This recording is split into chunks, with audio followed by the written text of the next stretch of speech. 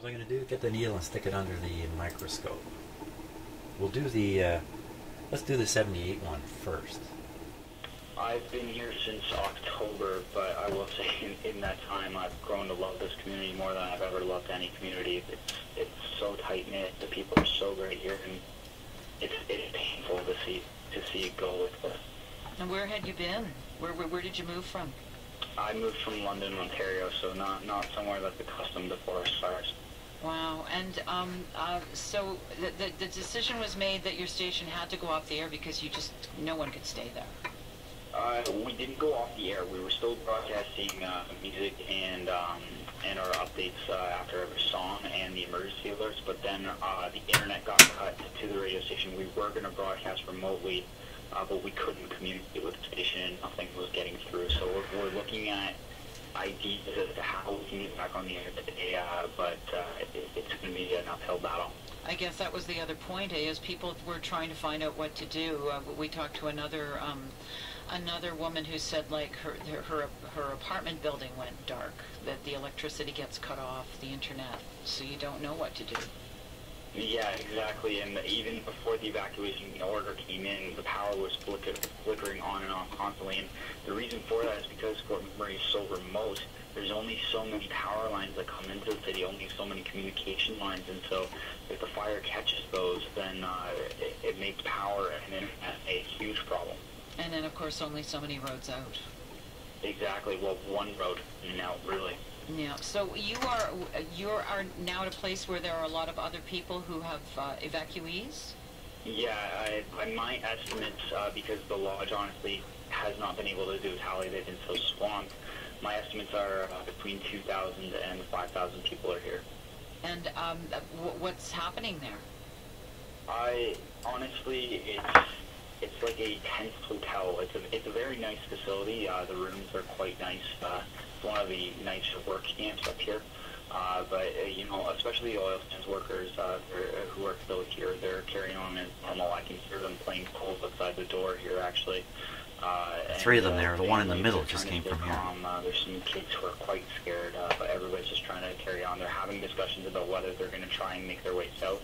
Since the highway is reopened, anybody with enough fuel is trying to do just that.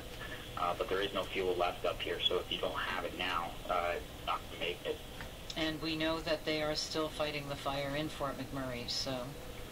Yeah, they had to take a break overnight because there's not really much they can do overnight. They can create some they can use cat crews to create fire breaks, like digging down into the mineral soil, but besides that, there's not much they can do at night because the visibility is so low. So I know they have to wait for smoke to lift off the ground because there's an inversion right now before they can send air crews in again. And they're saying it's going to be a very challenging day today because it's set to be another hot one, 30-degree high, probably higher with the heat of the fire.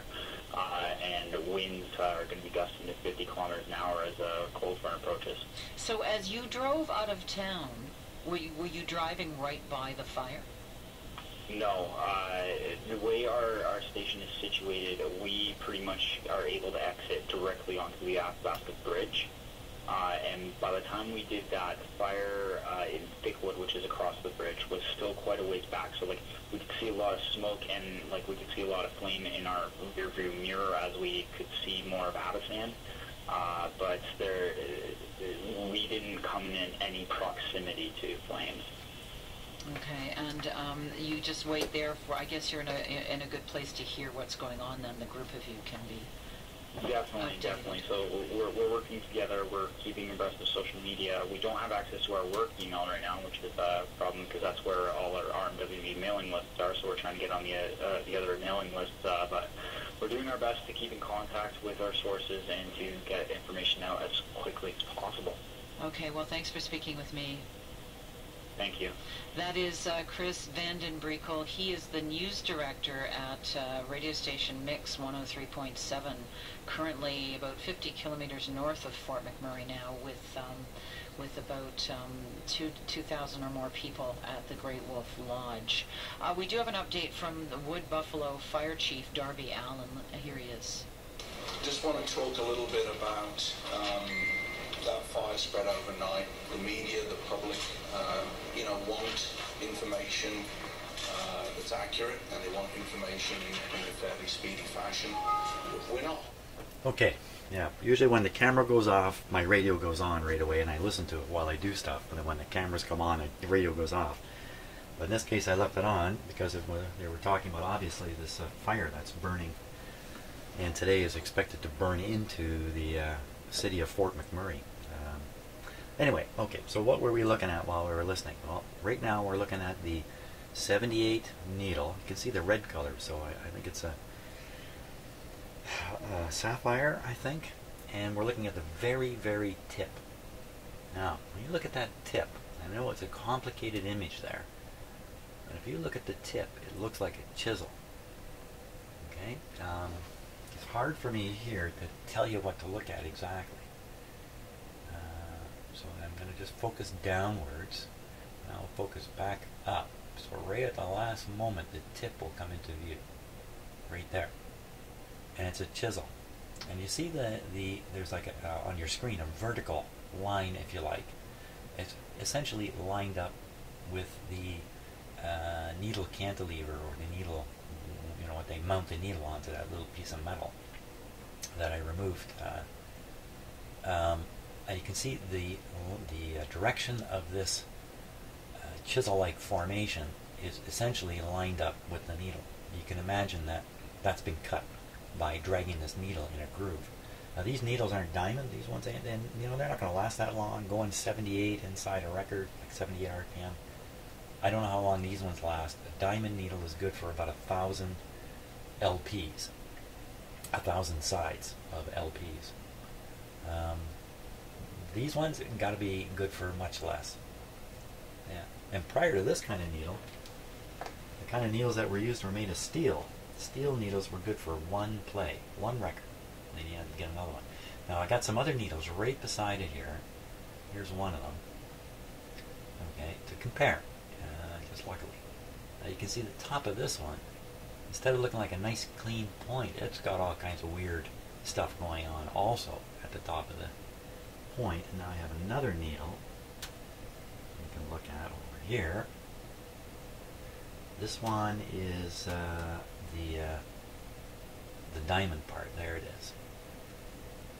I think there's some dirt and debris on it, but we come up towards the point, it doesn't develop into a chisel shape. It's a bit more of a point to it. I don't think there's any doubt the 78 needle in there is El Crapo. So now we want to get the other needle out.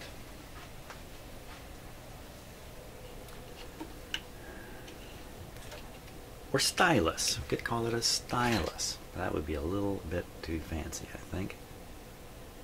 There we are, right there. We'll get that under the... Hey, let's listen to more radio here. But they're telling people not to go on a trip unless they have fuel to get to where they need to go. Because it's so interesting that the people have run out of fuel, but like you really are going through forests, right? No matter where you go. You are. This is a town, as you probably know, it's surrounded by boreal forest. And that's something they actually talked about at that news conference yesterday that you just played a clip from.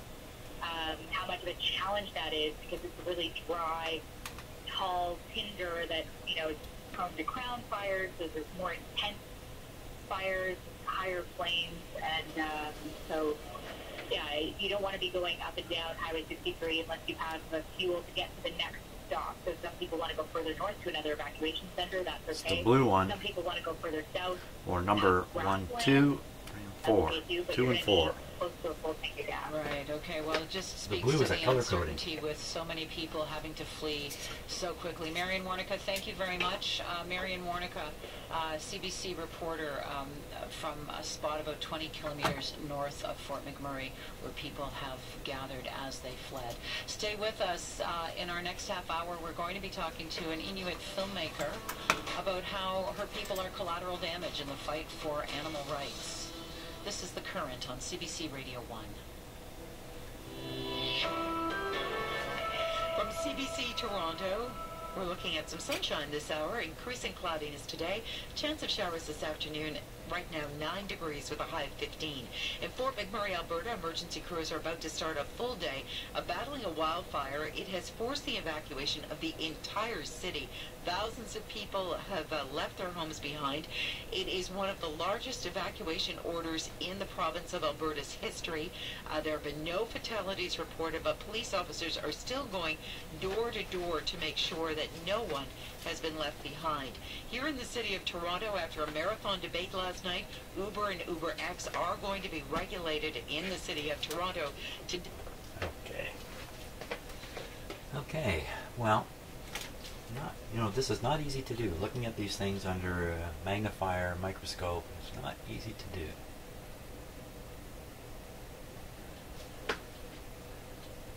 And we're looking almost straight down on it. Maybe I'll put this on less power.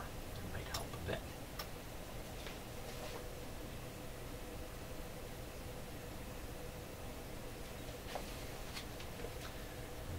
The angle of the light is really critical here.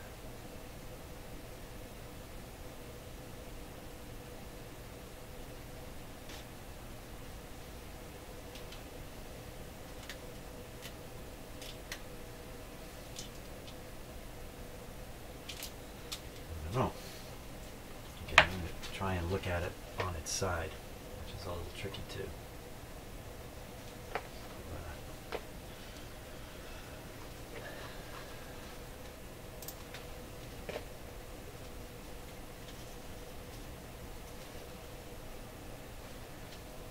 Ignore the man behind the curtain, by the way.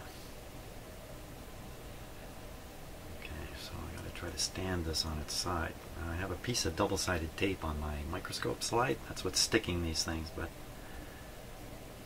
it's getting a little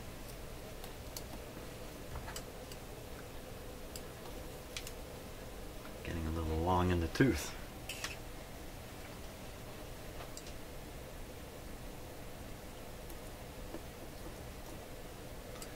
Without a microscope, I don't know how you judge these needles. If you're trying to restore a record player, you might as well just conclude that the needle's bad and order one. They're not that expensive. Why not? Why not just put new needles on it without really... chances are these needles, if they're not worn out, they got a lot of wear on them anyway. People were pretty slack about changing these things. I don't think I'm going to get it to stand on its side here. There we go. Okay, hopefully that'll stay while I get it underneath the microscope.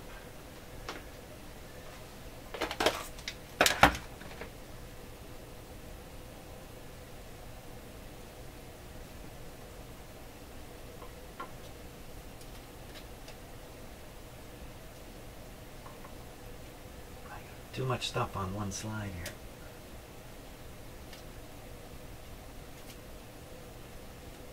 Okay, let's take a look.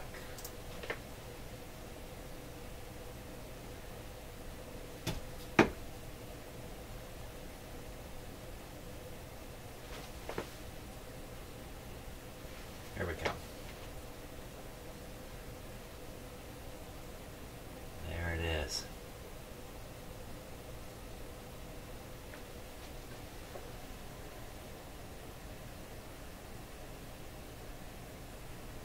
Now the diamond is only at the very, very tip of this thing. The bulk of that is not diamond. The bulk of that is some kind of plastic sort of material. A clear plastic material in this case. Often they're not clear. But right at the tip is the diamond. And, well, it doesn't look very sharp to me. It doesn't look broken or damaged or missing. Sometimes very tip will be missing. It'll just be a flat top, like somebody shaved the top off a mountain type thing. And if you don't realize that the diamond is just this tiny little speck right at the end, you can actually think it's just a worn down diamond needle. I mean, it'd be useless in any case, but well, it doesn't look as bad as I expected, except it does look worn. It doesn't look sharp. don't have any other needles on their sides to compare to right now.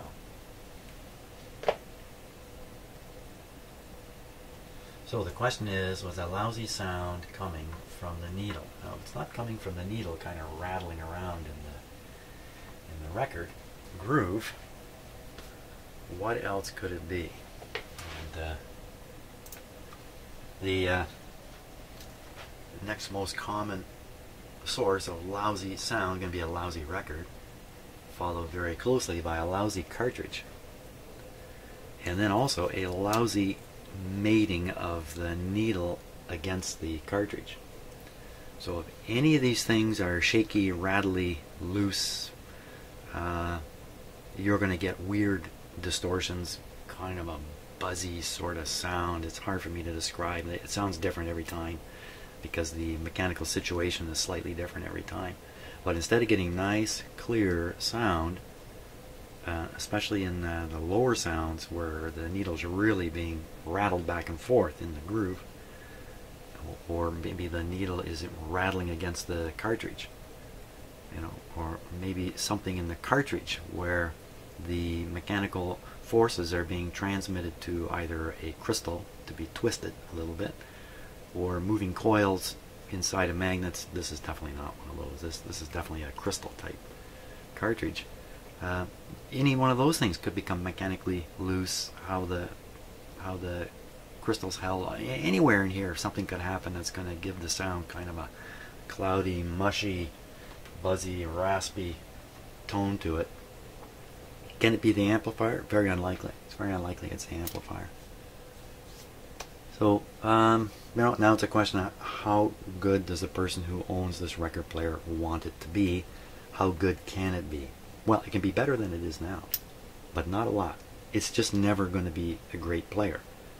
You can put a much better cartridge in that would really boost it a lot, or a new cartridge that doesn't have any problems, a new cartridge and needle with no problems. You're going to get the best sound out of it at that point. But I mean, this is not a high fidelity thing by any means. So, oh, hey, guess what? I thought of one more thing. Improperly installed needle on the cartridge could lead to some strange stuff happening for sure, with the needle not being fixed tightly to the cartridge cantilever system, whatever you want to call it. So I put the needle back in. Let's hear what it sounds like. This is a 78, of course.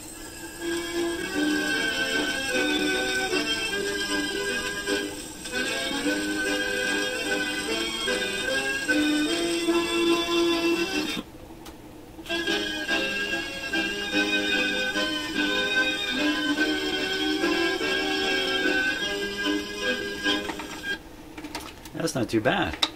A little impressed. Yeah. Whoop. There.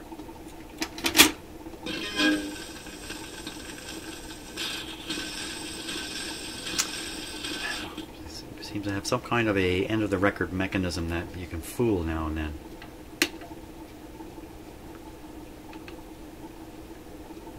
Okay, won't worry about it because I'm going to flip it over to 33 and 45. I'm going to try the 33 again. Look at that. Oh, maybe I turned it off. Now I've gone and hit the reject button here.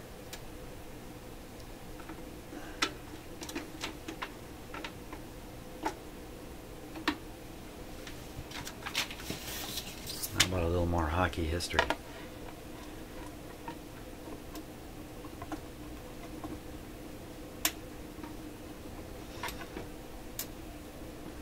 There we go.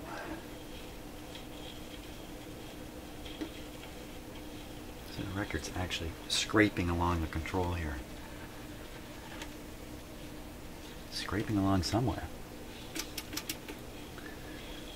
This little arm you can kind of see back here. Yeah, this is struck when a 33 record drops. It strikes this arm, and that lets the player know it's a 33 coming down. So that's how it knew 33 from 45. It's heading for 45 unless this is triggered. Then it's going to do 33. A 12-inch record. Let's see. I don't know. Boy, it looks pretty darn slow to me. During one winter, Foster hit one night and gave way to a young successor. Son Bill was given a chance to follow in Father's footsteps, and the Leafs' Young Canada night became a tradition. Give him the jacket. Again, he's coming in with Davidson. He's coming in the glove. Yeah, he's two. Oh, he's the glove post. Ah, it's the glove post. Same thing by Kelly on the left side. On September 6, 1946, Clarence Campbell, then 41, a former NHL referee and Rhodes Scholar with a distinguished war record, succeeded Red Dutton as president of the NHL to alternate. Okay, so when I hear that, I try to break down the sound as I listen to it. So I listen to the lows, the mediums, and the highs, and I try to understand what am I hearing going on in the lows, the mediums, and the highs. The lows come through pretty good, actually. The mid-range seems to be buzzy. I don't know how to describe this. In my imagination, what I picture is the needle whacking back and forth in the groove instead of riding smoothly in it. That's probably not at all what's going on, but something like that is going on, I think. So, and the louder passages develop that raspy sound. The quieter ones actually sound fairly clear. Have a listen again. His thoughts. I went to see it, and you told me I had to score that 500 goal before I die. You never saw it. That's why I played against Chicago, and I scored my 500 goal. We'll try the weight adjustment. I was a little suspicious that it hasn't got enough weight, so here's how we'll do this. Hospitalized with a broken leg, died suddenly of a heart attack. 2 days later, over 25,000 fans filed slowly past his coffin placed at center ice. Sound a little better? At the Montreal Forum. Elmer Ferguson was among the mourners. People can't really show most impressive service in that. Anything toward anybody. With expansion of the NHL came shocking news from Minnesota in January of 1968. Bill Masterton, a 29-year-old forward, died of a fractured skull after colliding with a rival player in a game against Oakland. It was the first hockey death. Okay, I'm pretty sure the increased weight is useful. That means adjusting that spring in the back here. That means turning this screw and letting this slide forward to take some of the tension out of that screw. It's a very magnetic screwdriver I've got here. It's way too big. Way too big.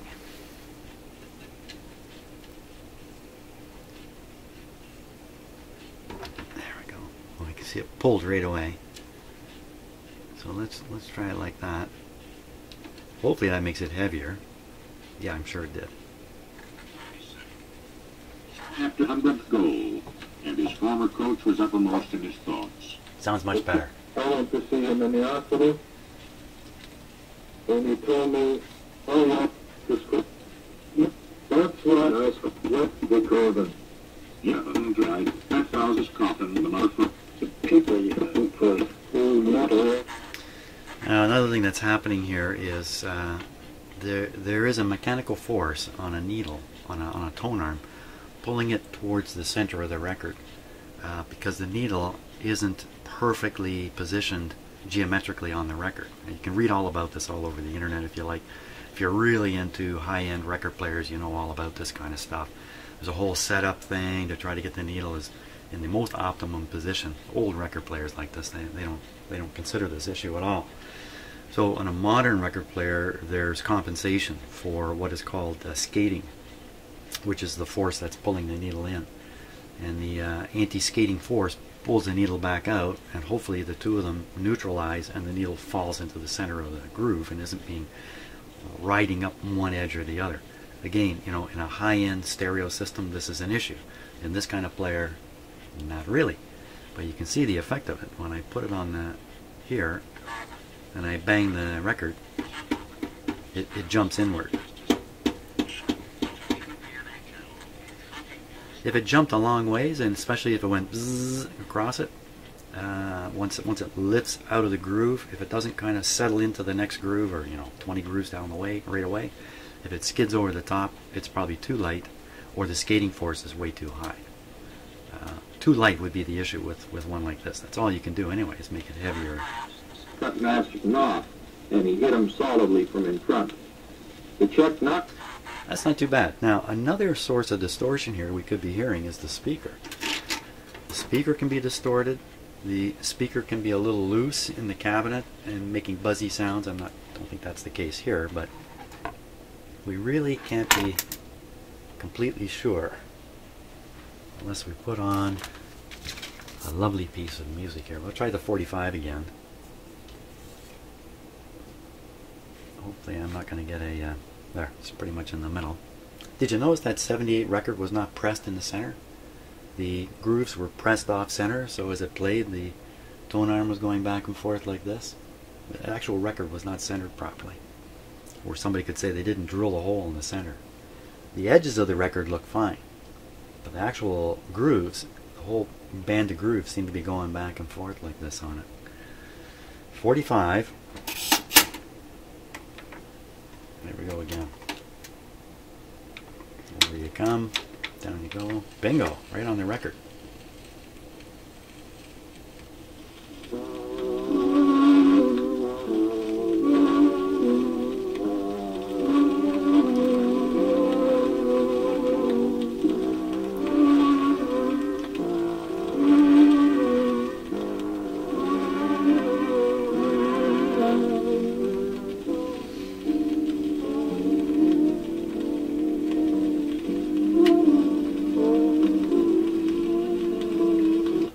So the wow is because the record is off center, and even though you know, the speed of the platter is the same, as the record goes off center, when it's farther out here, more of the record passes under the needle in a given period of time than further inside, and the record is made that way so that it sounds proper all the way, even though the speed of the plastic passing under the needle is actually slowing down all the way towards the middle. So with it wowing back or moving back and forth like this, you can hear that variation in the relative speed, or whatever you want to call it, something like that. So it makes it a little ugly to listen to. And I don't have one of the little yellow things. That looks pretty good. The needle itself is dragging on the record sufficiently to pull the record off center. Let's hear it again. Now put more weight on it.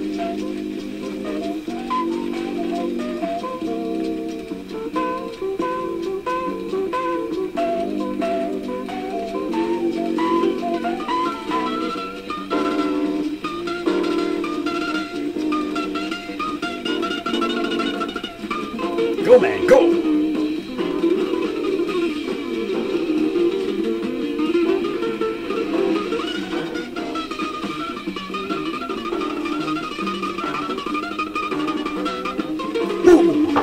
He's cooking. I hope I don't get a I hope I don't get a copyright hit on that, because I'd like that to go over. What if I get copyright hits on my videos? Usually what I do is I cut out the section that has the offending piece of music in. I just cut it out and throw it away. So I hope that doesn't happen this time. But you'll never know if it does. So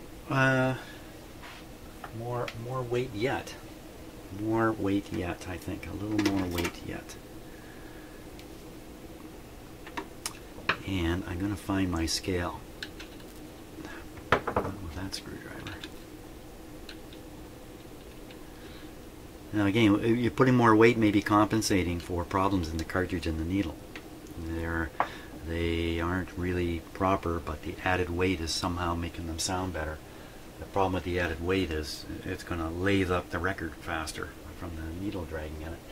If your needle is worn, or worse yet broken, or somehow is turned into a cutter instead of a slider, you're going to ruin your records pretty quick with a real heavy thing. But you know, this kind of player, if you're playing records on here, you better not be too concerned about your records either. And this hockey record I'm playing is actually, this is a museum piece. I've seen it in a museum. I should not have it in here. Shame on me. But I'm pretty sure I won't get a copyright hit. because only music is checked for copyright on YouTube. Okay, where are we at now? I gotta find the scale, and we'll try to measure the weight of that. That's what I gotta do. My scale is right here in front of me, and I cannot find it. Now, before you start typing on your keyboard to leave me a comment that there's no way you can measure the weight of one of these this way, okay? I know that. So this is not the best way to measure the weight. You're going to measure the weight. It needs to be measured rate, or tracking force is the proper term. It needs to be measured with the needle basically in the position it's going to be in when it's playing a record. As you lift it up, the forces on it change a lot. I mean, I can feel it. It's much lighter here than up here. It's the spring is pulling harder.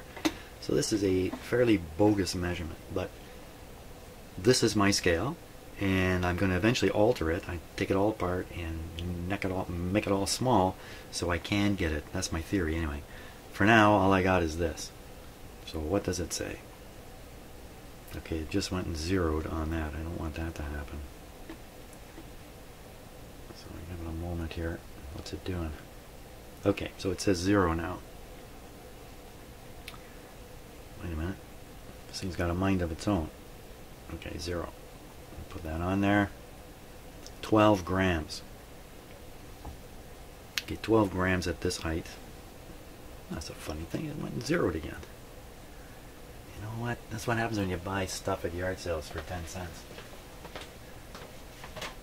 Okay, but that leaves me with a notion of the weight.